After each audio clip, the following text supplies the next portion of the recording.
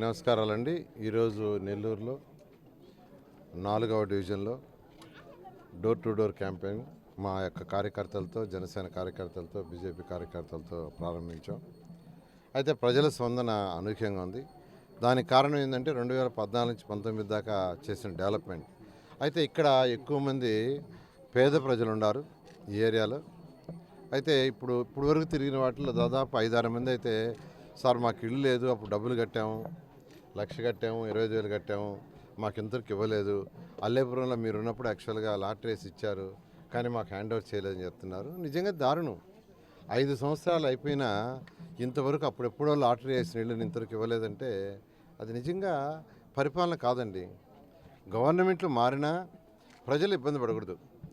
ప్రజలు ఇబ్బందిగా పడకుండా చేస్తేనే ప్రజా పరిపాలన అంటారు. అంతేగాని ప్రజల్ని ఇబ్బంది పెట్టి, అంటే నువ్వు ఆ పార్టీ కాబట్టి నీకు ఇది చేయము, నువ్వు ఈ పార్టీ కాదు. కార్యకర్తలు పార్టీలు ఉండొచ్చు కానీ ప్రజలుని పార్టీ పరంగా చూడకూడదు. వాళ్ళ సమస్యలు తీర్చడమే నాయకుల లక్షణం. 2014 నుంచి 19 దాకా ఉన్నప్పుడు నేను ఎక్కడ రోడ్డు వేయాలా, ఎక్కడ మా వాళ్ళు ఉన్నారు, ఎక్కడ మా వాళ్ళు లేరని చూడాల. ఎక్కడ ఎవరు రోడ్డు అడిగితే అక్కడ వేసాం. అండర్గ్రౌండ్ డ్రైనేజ్ 100% కంప్లీట్ చేయమన్నాను. ఎండ్ టు ఎండ్ రోడ్లు మొత్తం ఇవ్వమన్నాను. వాటర్ లైన్ మొత్తం సిటీ 54 డివిజన్లకి ఇవ్వమన్నా. ఇలా ఆ రోజు తెలుగుదేశం ప్రభుత్వంలో చేశాం. కానీ ఈ నాయకులు, వైఎస్ఆర్సీపీ నాయకులు ప్రజా సమస్యల కంటే వాళ్ళు పార్టీ సమస్య చూసుకున్నారు. మా పార్టీ ఉండాలా, మా వాళ్ళే ఉండాలా, మా వాళ్ళు కాని వాళ్ళు ఉండకూడదు, మా వాళ్ళు కాని వాళ్ళు ఉంటే వాళ్ళ ఆఫీసులు బాగా కొడతాం, లేదా వాళ్ళ వ్యాపారాలు ధ్వంసం చేస్తాం, వాళ్ళు రియల్ ఎస్టేట్ ఉంటే. అందుకని రియల్ ఎస్టేట్ వాళ్ళని వెళ్ళిపోయారు. రియల్ ఎస్టేట్ వాళ్ళు వెళ్ళిపోయినప్పుడు ప్రభుత్వానికి వచ్చే ఆదాయం పడిపోతుంది. ఆదాయం పడిపోయినప్పుడు డెవలప్మెంట్ చేయలేము. వీళ్ళు ఎందుకు డెవలప్మెంట్ చేయకుండా పోయారంటే కారణం ఏంటంటే ప్రభుత్వానికి ఆదాయం రాకుండా చేసుకున్నారు. ప్రభుత్వానికి ఎప్పుడైతే ఆదాయం రాలేదో డెవలప్మెంట్ చేయలేరు. అది చేయలేక ప్రజల మీద భారం మోపి ట్యాక్స్లు వేశారు. ప్రజల మీద భారం మోపి ట్యాక్స్లు పెంచేశారు. ఎన్నోసార్లు ట్యాక్స్లు పెంచారు. కరెంటు బిల్లు పెంచేశారు. చెత్త పన్ను వేశారు. నేను ఎక్కడ ఇలా చెత్త పన్ను అనేది ఇలా చెత్త పన్ను కూడా వేశారు.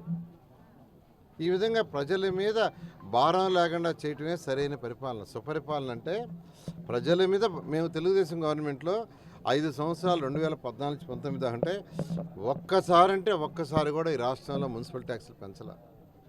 ఒక్కసారి కూడా 5 సంవత్సరాల్లో ఒక్కసారి మా అధికారులు 5% పెంచుతాం ఎవ్రీ ఇయర్ అన్నా మేము ఒప్పుకోవాలా.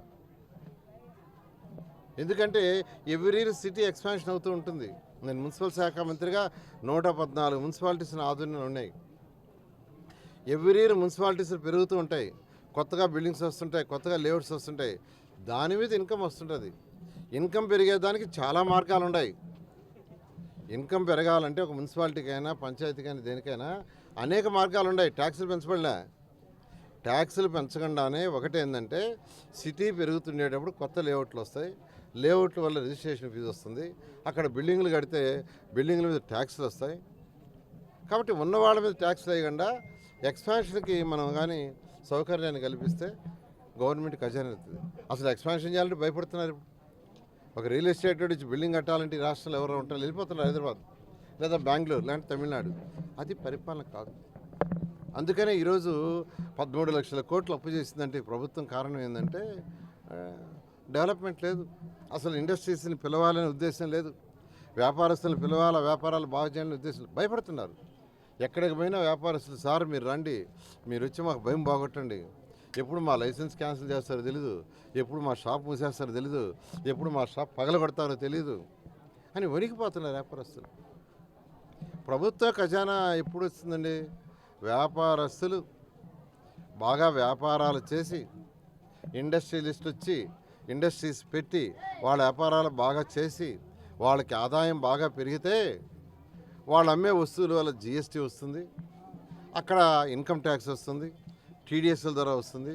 అప్పుడు ప్రభుత్వానికి ఖజానా పెరుగుతుంది. దాంట్లో కొంత సంక్షేమం పేదలకు ఖర్చు పెట్టడం, కొంత డెవలప్మెంట్. అటువంటి ఆలోచన ప్రభుత్వానికి లేదు.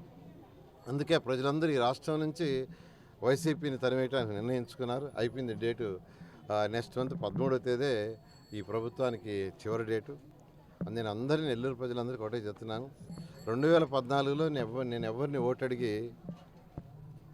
నేను ఇక్కడ డెవలప్మెంట్ చేయలే, ఓటు అడగకుండానే నెల్లూరులో పుట్టి పెరిగినందుకు డెవలప్ చేయాలని 5,260 కోట్లతో డెవలప్ చేశాను. ఈరోజు అయితే డైరెక్ట్గా నేను కంటెస్ట్ చేస్తున్నాను. కంటెస్ట్ చేసినప్పుడు ప్రజా సమస్యలు అక్కడ ప్రాతినిధ్యం వహించే నాయకుడేది. నేను ఎమ్మెల్యేగా కంటెస్ట్ చేస్తున్నాను కాబట్టి మీ ప్రజా సమస్యలు, ప్రజల యొక్క సమస్యలు అయితే రోడ్డు కావచ్చు, డ్రైన్ కావచ్చు, ఇళ్ళు కావచ్చు, అటువంటి సమస్యలన్నింటినీ నా బాధ్యత తీసుకొని చేస్తానని తెలియజేస్తూ, ఎమ్మెల్యేగా నాకు, ఎంపీగా వేమిరెడ్డి ప్రభాకర్ రెడ్డికి మీ అమూల్యమైన ఓటేసి గెలిపించాల్సింది కోరుకుంటాను. Thank you.